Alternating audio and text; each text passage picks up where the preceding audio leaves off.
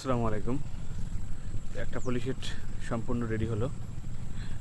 যেহেতু চারা আমি নিজেই মাটিতে করেছি, কোথাও চারার ব্যবস্থা করতে পারিনি এই বর্ষার টমেটোর জন্য। তো সেক্ষেত্রে একটু ব্যবধানে চারা হয়েছে, যেমন একটু ছোটো বড়ো আছে। তো আমি যেহেতু বর্ষাকাল, কোনো রিস্ক নিতে চাচ্ছি না, সেজন্য 2 ধাপে চারা আমি রোপণ করব।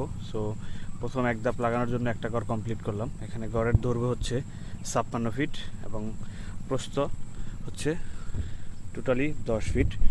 যেমন এটা হচ্ছে 3.5 ফিট, আর হচ্ছে ড্রেন 2 ফিট, আবার আরেকটা বেড 3.5 ফিট।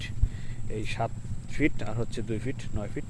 আর টোটালি চাল করার জন্য যেই এই চটা লেগেছে, এই চটার দৈর্ঘ্য হয়েছে টোটাল 10 ফিট। রাউন্ড করার পর 10 ফিট লেগেছে এবং এই চটার দূরত্ব একটা থেকে আরেকটার দূরত্ব দিয়েছি 1.5 ফিট। চাইলে এখানে 1 ফিটও দেওয়া যায়, তবে 1.5 ফিট দিয়েছি, তাই তো হয়েছে, কোনো সমস্যা হয় নাই। যেমন পল্লীতে এখন এটা দেওয়ার পরে অন্তত একবার বৃষ্টি হয়েছে, তা বৃষ্টি হওয়ার পরেও কোনো রকম কোনো সমস্যা হয় নাই, যেহেতু উপরে নেট দেওয়া আছে, নেটটা উপরে দেওয়া আছে। সো এরা বাতাসে নাড়াচাড়া করতে পারছে না, অর্থাৎ ছেঁড়ারও কোনো ভয় নেই। দেখা যাচ্ছে যে বেচারগুলো দেখতে পাচ্ছেন মোটামুটি অনেক শক্ত।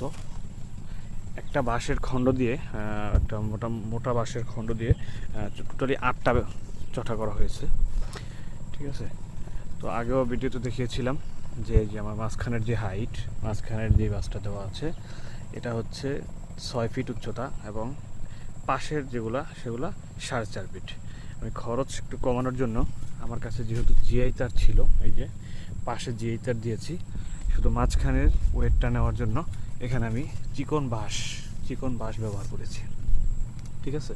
তো চাইলে আপনারা 2 পাশেও বাঁশ দিতে পারেন। ঠিক আছে, ঠিক আছে, জিআই তার দিলেও চলে। ঘর কিন্তু অনেক শক্ত হয়েছে, এতেই চলবে।